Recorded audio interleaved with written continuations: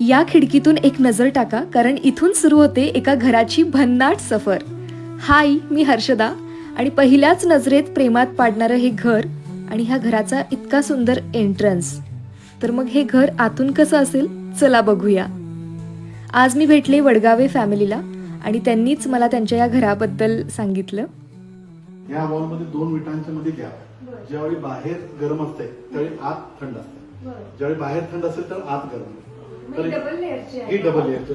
हे सिलिंगला जे केलेलं आहे ते डिझाईनसाठी केलं की त्याच्या पाठीमागे काही कारण आहे? हे डिझाईन पण आहे आणि याच्या मागे कारण पण आहे. ही हीट जो उन्हाळ्यातनं गरम होते ते गरम कमी होण्यासाठी यात मातीची झाकण ते घातलेले आहे. त्यामुळे हीट इन्सुलेशन होते, सिमेंट कमी लागतोय आणि त्यामुळे थंडावा राहतो.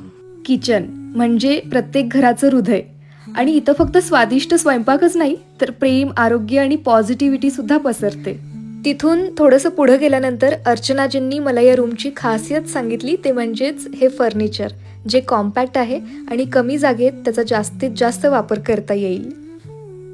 घराचं सौंदर्य पैशात नाही तर तुमच्या कल्पनेत आणि मेहनतीमधून दिसून येतं, असं त्यांचं म्हणणं. प्रत्येक रूममध्ये जितकी स्वच्छता तितकंच प्रसन्न वातावरण. आणि ह्या रूमला जोडून असणारी ही बाल्कनी, हे रूफ MS फ्रेमनी बनलेलं आहे. म्हणजे जास्त खर्च नाही तरी पण अट्रॅक्टिव्ह, मजबूत आणि सुंदर. आणि मग त्यांनी त्यांच्या या हिडन प्लेसबद्दल मला सांगितलं. वरच्या बाजूस अजून एक त्यांनी वॉशरूम क्रिएट केलेलं आहे. म्हणजे बाहेरच्या बाजूनं बघितलं तर पटकन कळणार नाही, पण जागेचा पुरेपूर वापर करता आला. आणि वरच्या बाजूस असणारी ही स्टडी रूम स्पेशल वाटली, कारण ह्या वॉलवरती असणाऱ्या खिडकीमुळे.